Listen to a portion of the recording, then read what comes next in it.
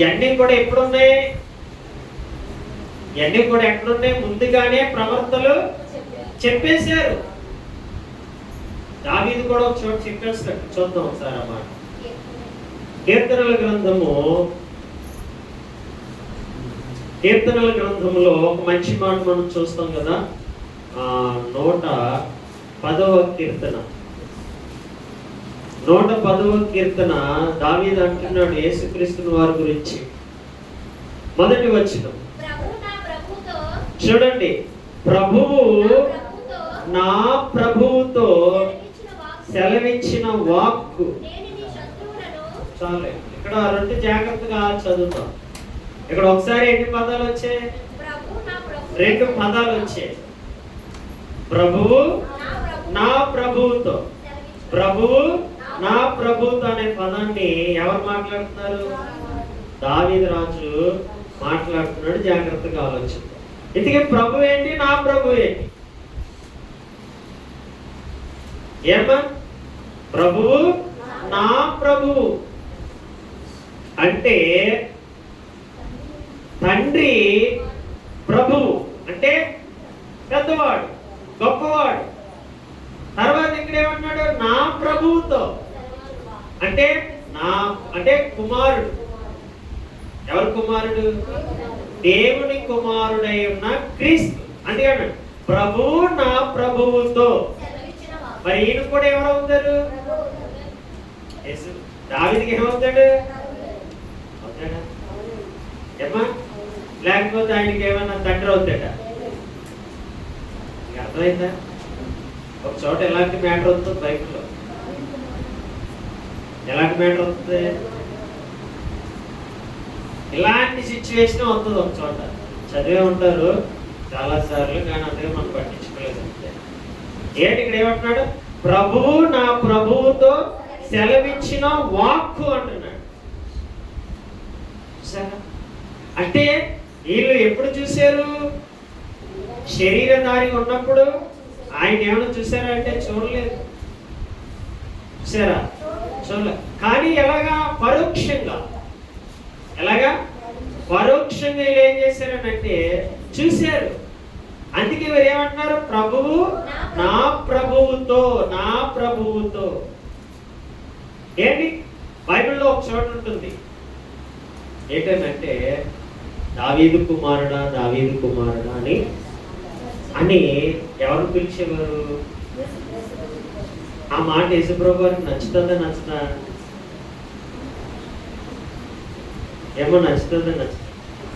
పర్లేదు చెప్పండి. నచ్చుతుందా నచ్చుతా? ఏంటి? నచ్చుతుందా నచ్చుతా? ఎవరు కుమారుడు? దావీదుకి ఏమన్నా కుమారుడు ఆయన? ఏమా? ఇప్పుడు యేసుక్రీస్తు వారికి తండ్రి ఎవరైపోతారు? ఎవరైపోతారు? మరి అది మాట మంచిదేనా? చూద్దాం ఒకసారి బైబిల్లో చూద్దాం. ఏమా? చూస్తేనే కదా ఏదైనా అర్థమవుతుంది. మత్తయి సువార్తలో అందరూ ఆయన ఏమని పిలిచేవారు? దావీదు కుమారుడా, దావీదు కుమారుడా, దావీదు కుమారుడా అని పిలిచేవారు. ఆ మాట ఆయనకు నచ్చుతుందా నచ్చదా అనేది కూడా మనం ఏం చేయాలి? ఇప్పుడు ఎవరో ఒకరు అనేసారు కదా, మనం అనేది కుదురుతుందా? ఏమో చెప్పండి. మా పాస్టర్ గారు ఎలాగ అనేసారు కదండి, నేను అలాగ అనేస్తానండి అంటే కుదురుతుందమ్మా? అది అది తీసుకోవాలో తీసుకోకూడదు అనేది కూడా ఒకసారి మనం ఆలోచిస్తే క్లారిటీ వస్తుంది. ఓకే, ఇదే విషయాన్ని ఒక చోట మనకి రాయబడ్డది. కొంచెం జాగ్రత్తగా మనం చదువుతాం. మత్తయి సువార్త 22వ అధ్యాయము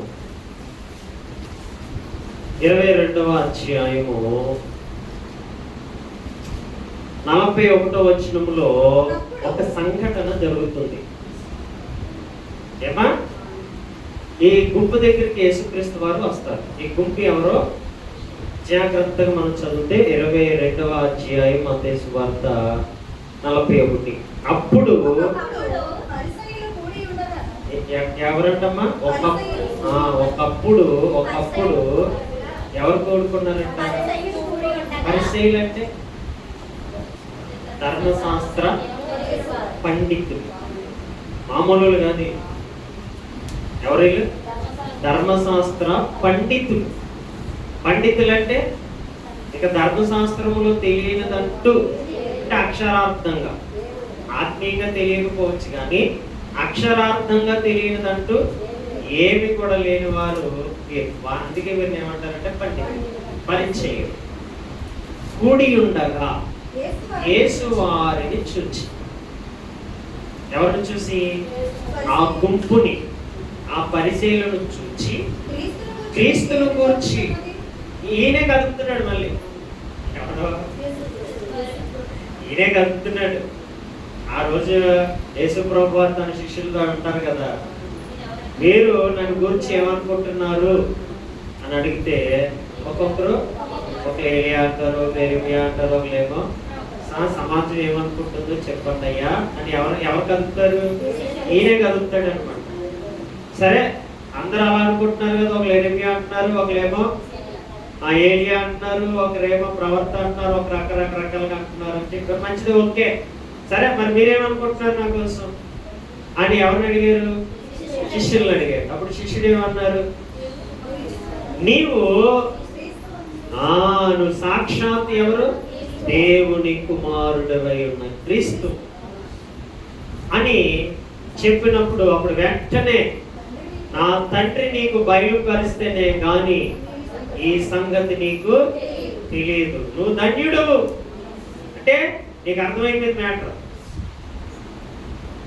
అంటే అర్థం కాలేని వారి దగ్గరికి వెళ్ళి వారిని కదిపి సత్యాన్ని ఏం చేస్తున్నాడు? ఆయన తెలియపరిచేస్తున్నాడు. చూసారు ఎంత విచిత్రంగా ఉందో. దేవుని యేసుక్రీస్తు వారి మాటల్లో చాలా మధురాలు ఉంటాయి. అయితే దాన్ని మనం ఆస్వాదించాలి. దాన్ని నువ్వు ఎంత జాగ్రత్తగా చదువుతావో అన్ని కోణాల్లో మనకు ఆయన అర్థమవుతావు. కానీ మనదే కోణం మనకే తెలియదు. ఏ కోణంలో చదువుతున్నామో మనకే తెలియదు. మన పద్ధతి ఏంటంటే చదువుకొని పోవడమే. ఎక్కడ దీవులు ఉన్నాయో అక్కడేమో అండర్లైన్ చేసుకోవడమే. ఎక్కడ ఉపకారాలు చేస్తాడో అక్కడ 128వ కీర్తన ఏ బైబిల్ చూడండి ఖాళీగా ఉండదు. అది ఎలా ఉంటుంది అంటే పైనుంచి కింద దాకా అండర్లైన్ చేస్తూ ఉంటుంది. ఏంటి ఎన్ని కూడా మళ్ళీ విచిత్రంగా ఉంటాయి కదా. మన భక్తి, మన చదువు ఎలా ఉందంటే అలా ఉందన్నమాట.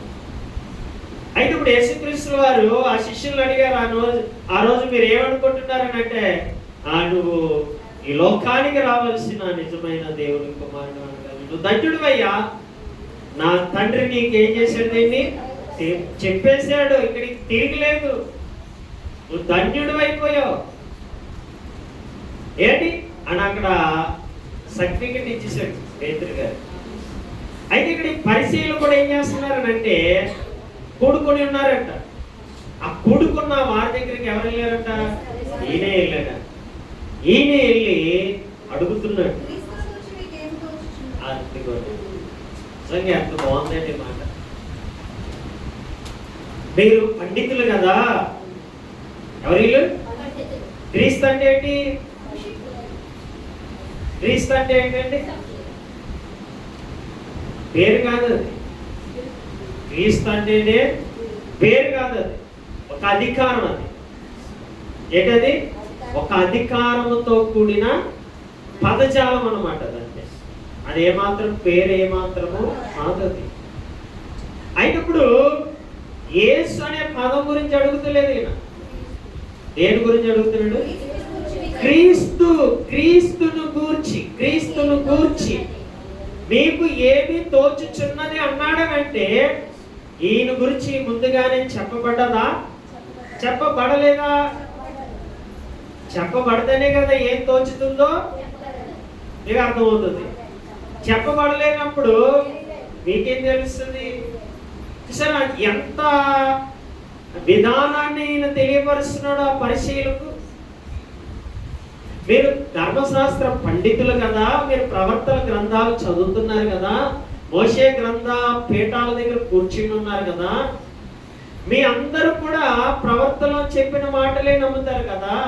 మీ తండ్రి అయిన మోషే గారు చెప్పిన మాటల్లో కూడా విశ్వసిస్తారు కదా. అయితే ఆ క్రీస్తుని గురించి మీకు ఏమి తోచుచున్నదో మీరు నాకు బదులు ఇవ్వండి అయ్యా అని అడిగారు. ఎవరు? చూడండి, క్రీస్తు ప్రభువు వారు అడిగారు. వారు ఏమని బదులిస్తున్నారు? ఎవరు కుమారుడు అని ఎవరిని అడిగారంట? పరిసయ్యులను అడిగాడు. అప్పుడు వారు వెంటనే ఎవరు కుమారుడు అని చెప్పారు? చూసారా? మరలా క్రీస్తుని గురించి మీకేమి తోచుచున్నదని ఆయన ఎవరి కుమారుడని అడిగెను. వారు ఆయన దావీదు కుమారుడని చెప్పిరి. అందుకైనా అంటే ఇది ఒప్పుకున్నాడా ఒప్పుకోలేదా?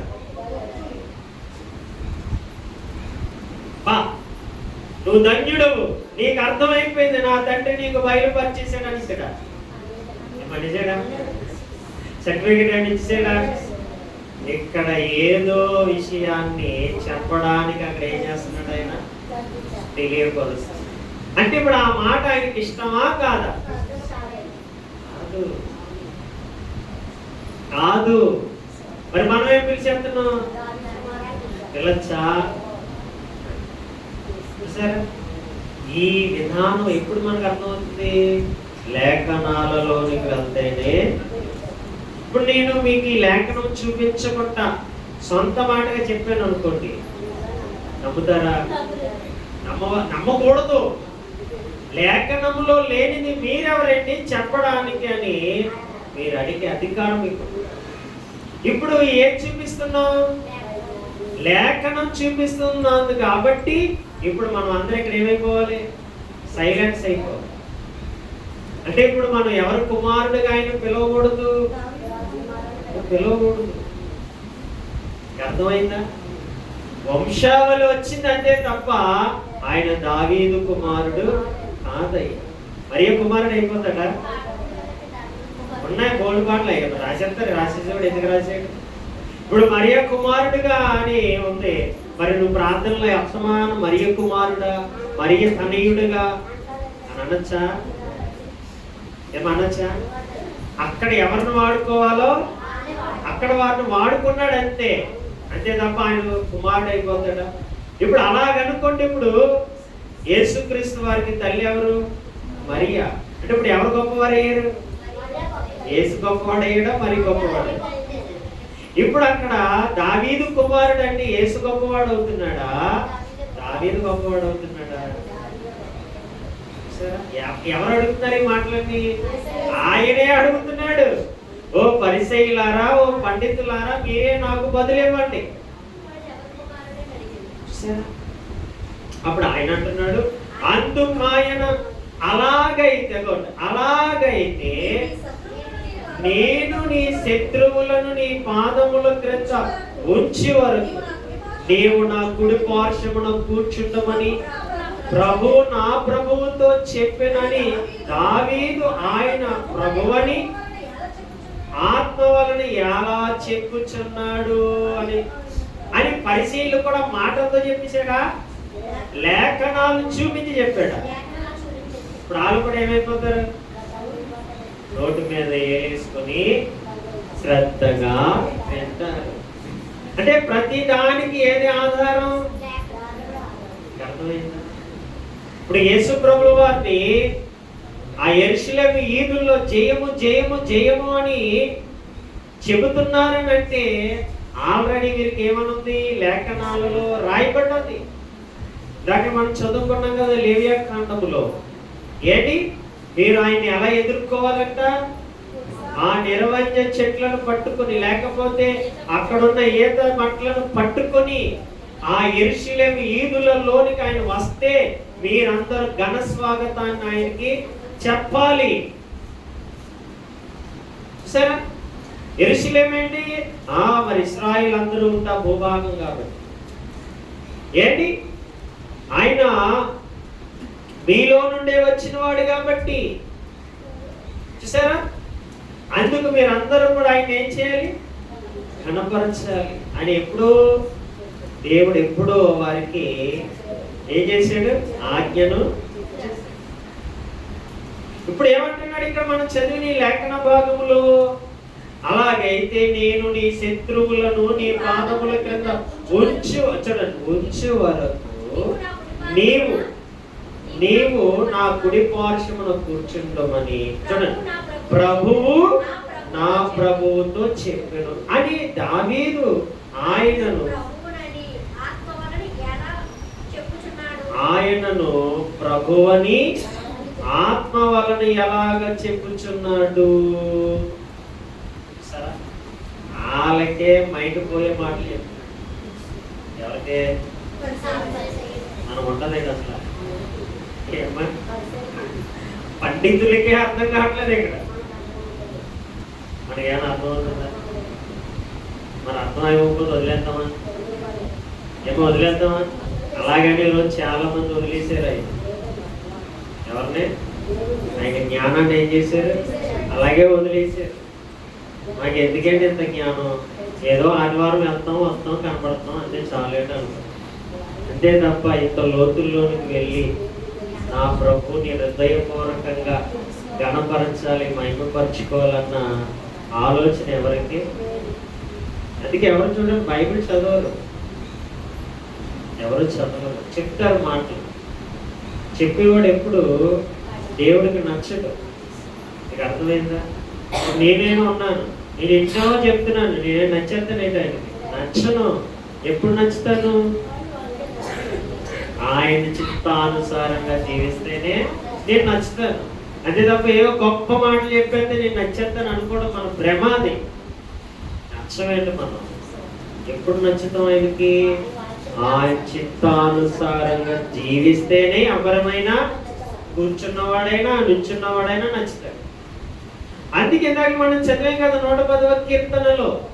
ఇప్పుడు ఆ విషయాన్ని ఎవరికి చూపించాడు? అప్పుడు వెంటనే వారేం చేశారు? మన చేతుల్లో ఏముంటుంది? వారి చేతుల్లో, మన చేతుల్లో ఎలాగైతే ఇప్పుడు బైబిల్ ఉందో వారి దగ్గర కూడా ధర్మశాస్త్రం ఉంది. ఎదిగో ఒకసారి దావీదు గారు ఏమన్నారు? ఏంటి? ఒక్కసారి మీరు లేఖనాలు చదవండి అన్నారు. వెంటనే వారు చదివేశారు. ఏమని? ప్రభువు నా ప్రభువుతో. చూసారా? ప్రభువు నా ప్రభువుతో అనగానే అప్పుడు వారికి ఏమొచ్చింది? అంటే ఆ క్రీస్తు ఎవరో కాదు, మీరే అని. సరే, అంటే ఇప్పుడు ఆయన ఎవరు కుమారుడు కాదు? సరే, ఎంత చక్కగా సున్యాసంగా తెలియపరిచేసాడు. రహస్యమైనది ఏది ఆయన దగ్గర దాగి ఉండదండి. కానీ నువ్వేం చేయాలి? కష్టపడాలి, శ్రమించాలి. సరే, ఎంత చక్కగా ఏంటి ఆ మెస్సయ్యని, ఆ క్రీస్తుని ఏంటి వెంటనే నేడే మళ్ళీ రేపు ఈరోజు ఖాళీ లేదులే, తర్వాత చూద్దాంలే నేను వదిలేసాడా? క్షణాల్లో దాన్ని ఏం చేశాడు? తెలియపరిచేసాడు. ఇప్పుడు చూసారా? అంటే ఇప్పుడు ఆయనకి ఏమంటే ఇష్టం లేదు? మనకి కష్టంగా ఉంది. ఇప్పుడు ఎవరికి కష్టంగా ఉంది? మనకి కష్టంగా అనిపిస్తుందా? నీకు కష్టంగా ఉన్నా, ఇష్టంగా ఉన్నా ఆయన ఎవరి కుమారుడిగా పిలవాలి? మనం దేవుని కుమారుడిగా పిలవబడాలి. ఆయన దేవుని కుమారుడిగానే ఉన్నాడు. సరే, దావీదు కుమారుడు అంటే ఆయనకి నచ్చలేదు. అందుకే వెంటనే లేఖనాలు చూపించి ఇదిగో దావీదే నన్ను ఏమన్నాడు?